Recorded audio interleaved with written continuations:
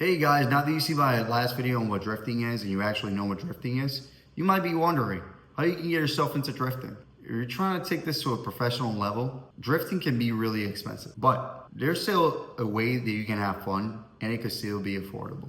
Well, semi-affordable. Here's a list of affordable cars so you can start drifting. You do not need a 400 horsepower car. You also do not need a car with a wide body, and you really don't need to spend $20,000 on a car. Some of the best cars to start drifting with are older, cheaper, and simpler. First on the list is the BMW E36 E46. The E36 is an amazing car to start drifting with. For the price, it comes with almost everything you need to start drifting. Decent power, great chassis, and a massive aftermarket. But this is where it gets tricky. Being a BMW, maintenance is not cheap. And let's not even start talking about repairs. That's even worse. It can also be a tricky car to work on if you're new. If you choose an E36, expect it to be more out of the budget than the other options. Another important thing to know about the E36 is not every single E36 comes with an LSD. Models that came with ASC or traction control did not come with LSD. So don't expect every single model to have one. If you decide to spend more,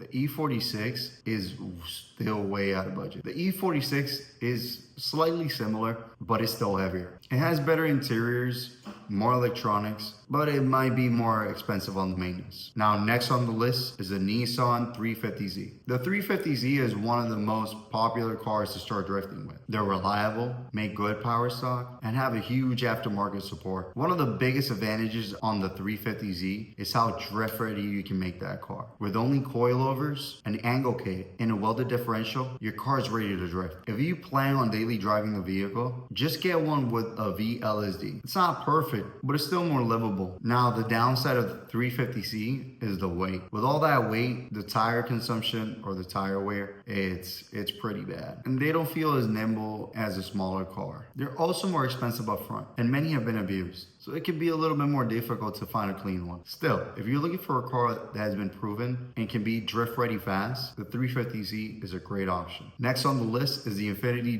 G35, G37. The G35 and the G37, they're basically a 350Z, just more expensive. But what makes them unique is their V6. The VQ engine makes strong, usable power, and they're really reactive to mods. You get the same drivetrain of the 350Z, but for cheaper, because people overlook these cars. Another big advantage is the fender design. You can actually fit wider tires without rubbing. The downside, guys, is the weight. It shows on the tires and the transmission. Also, being a luxury brand with more features, it means more things can break. But if you don't mind the interiors getting trashed, the G35 and the G37 are one of the best value cars for drifting out there. Next up, a fan favorite is the Mazda Miata. The Miata is one of the best cars to start drifting with properly. It lacks in the power, so that means that you actually get the hang of things faster. It forces you to learn momentum, weight transfer, and throttle control. Maintenance is cheap and parts are everywhere for this car. But there is a downside that people don't talk about, and it's the fact that once you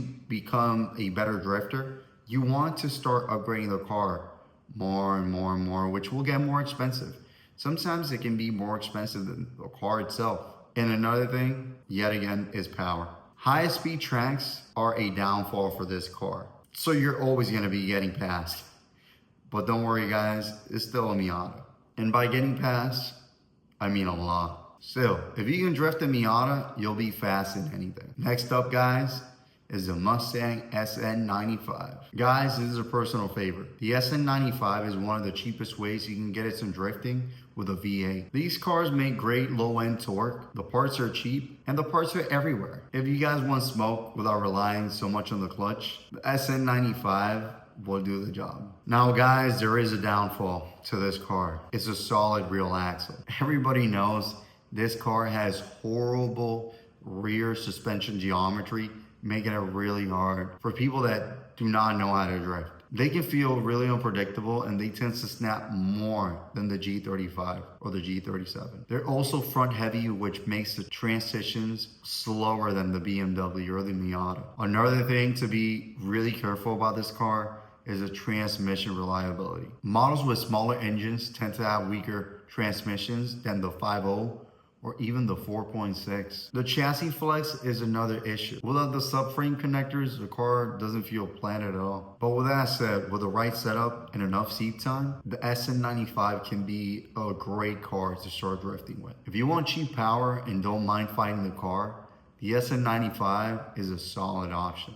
Guys, all these options are great, affordable, but the most important mod that you have to consider about these cars is the differential. This is what's gonna make it or break it in the car. A lock differential means the wheels spin at the same time. If you don't have that, spinning on one wheel, it's basically impossible to start drifting. There's a few ways that you can get a lock differential. You can get a Butler differential, which is your cheapest option, a mechanical differential, or a two-way limited slip differential, which is the best, but it's most expensive. If you're starting on a budget, a welded differential is your way to go. It's not ideal for daily driving, but it can get you into drifting. Pair that with rear-wheel drive, decent tires, and enough power to break traction, and you're already ahead of most people. You really don't need a crazy car to start drifting. The most important thing is the fundamentals and seat time. Seat time over everything.